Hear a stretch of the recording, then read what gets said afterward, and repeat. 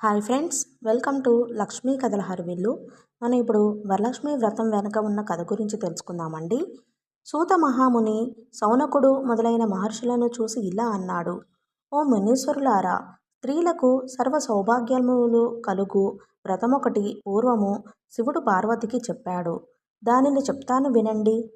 ఒకరోజు కైలాస పర్వతమున శివుడు తన సింహాసమున మీద కూర్చుని ఉండగా పార్వతీదేవి ఆయనను సమీపించి, దేవా, లోకంలో స్త్రీలు ఏ వ్రతం చేస్తే సర్వ సౌభాగ్యములను పుత్ర పౌత్రాదులను కలిగి సుఖ సంతోషములతో ఉంటారో అటువంటి వ్రతమేదో సెలవీయండి అని అడుగగా పరమేశ్వరుడిలా చెప్పాడు: ఓ దేవి, స్త్రీలకు పుత్ర పౌత్రాది సంపత్తులనిచ్చే వ్రతం ఒకటి ఉంది. దాని పేరు వరలక్ష్మి వ్రతం. ఆ వ్రతమును శ్రావణమాసంలో శుక్లపక్ష పూర్ణిమకు ముందుగా వచ్చే శుక్రవారం రోజు చేయవలెను. పార్వతీదేవి: నాదా, ఆ వరలక్ష్మి వ్రతమును ఎలా చేయాలి? ఏ దేవతను పూజించాలి? ఏ విధంగా చేయాలి? దీనినెవరైనా ఇంతకు ముందు చేశారా?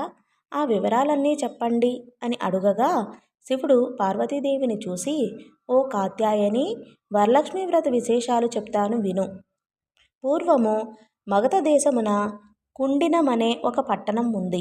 ఆ పట్టణము నిండా బంగారు ప్రాకారములు, బంగారు గోడలు గల ఇళ్ళు ఉన్నాయి. అందులో చారుమతి అనే ఒక బ్రాహ్మణ స్త్రీ ఉన్నది. ఆమె పతియే ప్రత్యక్ష దైవముగా భావించి తెల్లవారుజామునే లేచి స్నానం చేసి పతిదేవుని పువ్వులతో కొలిచి ఆ తర్వాత అత్తమామలకు అవసరమైన అనేక సేవలు చేసి ఇంటి పనులన్నీ ఓర్పుతో నేర్పుతో చేసుకుంటూ ఉండేది. అందరితో ప్రియంగా మితంగా మాట్లాడుతుండేది. గయ్యాళిగా కాకుండా ఇంత అణకువగానున్న ఆ మహాపతివ్రతను చూసి మహాలక్ష్మికి ఆమె మీద అనుగ్రహం కలిగింది. ఒకరోజు ఆ మహా ఇల్లాలికి కలలో ప్రత్యక్షమై మహాలక్ష్మి ఇలా చెప్పింది: ఓ చారుమతి, నేను వరలక్ష్మీదేవిని. నీ నడవడిక చూసి నాకు నీ మీద అనుగ్రహం కలిగి నీకు ప్రత్యక్షమయ్యాను. శ్రావణమాసంలో శుక్లపక్ష పూర్ణిమకు ముందుగా వచ్చే శుక్రవారం రోజు నువ్వు నన్ను పూజించితే నీకు కోరిన వరములిస్తాను.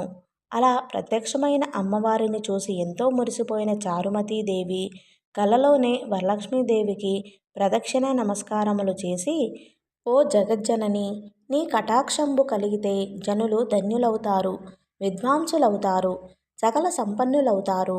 నేను పూర్వజన్మములో చేసిన పూజఫలం వల్ల నీ దర్శనము నాకు కలిగినది అనగా వరలక్ష్మీదేవి సంతోషము చెందింది. ఆ వెంటనే మెలకువ వచ్చి 4 వైపులా చూస్తే చారుమతికి వరలక్ష్మీదేవి కనబడలేదు. అప్పుడు ఆమెకు అర్థమైంది తాను కలగన్నానని. వెంటనే భర్తని అత్తమామలని లేపి చెప్పగానే వాళ్ళు కూడా చాలా సంతోషించారు. ఈ స్వప్నము చాలా ఉత్తమమైనది. దేవి ఆనతి ప్రకారం నువ్వు తప్పకుండా ఆ వ్రతం చెయ్యి అన్నారు. చారుమతి తన ఇరుగు పొరుగున ఉన్న స్త్రీలకు కూడా చెప్పింది. వాళ్ళు చారుమతి ఎంతో ఉత్కంఠతో శ్రావణమాసం ఎప్పుడొస్తుందా అని ఎదురుచూడసాగారు. వారు ఎంతో ఎదురుచూసిన పౌర్ణమి ముందు శుక్రవారం రానే వచ్చింది. ఈ రోజే కదా వరలక్ష్మీదేవి చెప్పిన రోజని ఎంతో ఉత్సాహంతో చారుమతి మొదలగు స్త్రీలందరూ పూజకు ఉపక్రమించారు.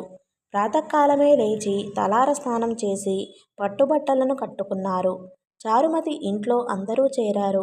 అక్కడ ఒక ప్రదేశంలో గోమయంతో అలికారు. ఒక మంటపం ఏర్పరిచారు. దాని మీద ఒక ఆసనం వేశారు. ఆసనం పైన కొత్త బియ్యం పోసి మర్రి చిగుళ్ళు, మామిడాకులు అలంకారాలతో కలశం ఏర్పరిచారు. అందులోకి వరలక్ష్మీదేవిని ఆవాహనం చేశారు. చారుమతి మొదలగు స్త్రీలంతా ఎంతో భక్తి శ్రద్ధలతో పూజ చేశారు. పద్మాసనే పద్మకరే సర్వలోకైక పూజితే నారాయణ ప్రియే దేవీ సుప్రీత భవ సర్వదా అను ఈ శ్లోకంతో ధ్యానావాహనాది షోడశోపచార పూజ చేశారు. 9 సూత్రములు గల తోరాన్ని కుడి చేతికి కట్టుకున్నారు. వరలక్ష్మీదేవికి అనేక రకములైన పిండి వంటలు చేసి నైవేద్యం పెట్టారు. దాని తర్వాత ప్రదక్షిణం చేస్తుండగా ఆ స్త్రీలందరికీ గల్లు గల్లుమని శబ్దం వినపడింది. వెంటనే తమ కాళ్లను చూసుకుంటే గజ్జెలు మొదలైన ఆభరణములు కనిపించాయి. చారుమతి మొదలైన స్త్రీలంతా వరలక్ష్మీదేవి కృపా కటాక్షములు కలిగాయని ఎంతో మురిసిపోయారు. రెండో ప్రదక్షిణం చేయగానే చేతులకు దగదగలాడే నవరత్నాలతో కూడిన కంకణములు మొదలైన ఆభరణములు కనిపించాయి. ఇక వాళ్ళ ఆనందం ప్రత్యేకించి చెప్పేదేముంది. మూడవ ప్రదక్షిణం పూర్తి కాగానే ఆ స్త్రీలంతా సర్వభూషణాలంకృతులయ్యారు. చారుమతి మొదలైన ఆ స్త్రీలు ఇళ్లన్నీ స్వర్ణమయాలయ్యాయి. వాళ్ళకి రథ గజ తురగ వాహనాలు ప్రసాదింపబడ్డాయి. చారుమతి ఇంటి నుంచి ఆ స్త్రీలను తీసుకుని పోవడానికి వారి వారి ఇళ్ల నుంచి గుర్రాలు, ఏనుగులు, రథాలు, బండ్లు వచ్చాయి. ఆ స్త్రీలు చారుమతి కలిసి వారి చేత శాస్త్రప్రకారం పూజ చేయించిన బ్రాహ్మణోత్తమునికి గంధం, పుష్పం, అక్షింతలతో పూజించిన 12 కుడుములు వాయినమిచ్చి దక్షిణ తాంబూలమిచ్చి నమస్కరించారు. బ్రాహ్మణుడు వారిని ఆశీర్వదించారు. వరలక్ష్మీదేవికి నైవేద్యంగా పెట్టిన పిండి వంటలను బంధుమిత్రులతో తిని తమ కోసం వచ్చిన గుర్రాలు, ఏనుగులు మొదలైన వాహనాలలో వారి వారి ఇండ్లకు బయలుదేరారు. వారు త్రోవలో చారుమతి భాగ్యమును తమ భాగ్యమును ముచ్చటించుకుంటూ వెళ్లారు. లక్ష్మీదేవి తనంతట తానే స్వప్నములో వచ్చి ప్రత్యక్షమవటం అంటే మాటలా? చారుమతి ఎంత అదృష్టవంతురాలు అనుకున్నారు.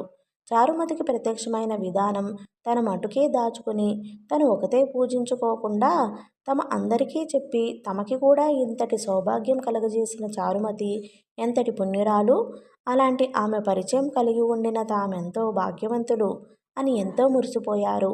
అప్పటి నుంచి చారుమతితో సహా వారందరూ క్రమం తప్పకుండా ప్రతి సంవత్సరం ఈ పూజ చేస్తూ పుత్ర పౌత్రాభివృద్ధి కలిగి ధన కనక వస్తు వాహనములు కలిగి సుఖ సంతోషాలతో ఉన్నారు. కావున ఓ పార్వతి, ఈ ఉత్తమమైన వ్రతమును చేస్తే, అలా ఎదుటివారికి చెప్పి చేయిస్తే సర్వ సౌభాగ్యములు కలిగి శుభముగా ఉంటారు.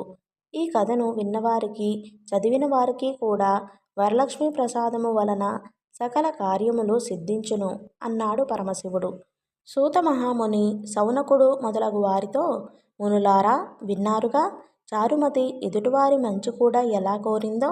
ఎదుటి మనిషికి మంచి కలగాలని కోరుకుంటే అమ్మవారు ఇంకా ప్రసన్నురాలై మీరు కోరకుండానే మీకు మంచి చేస్తుంది అన్నారు. ఓకే ఫ్రెండ్స్, ఇంతటితో ఈ కథ సమాప్తం అయిపోయిందండి.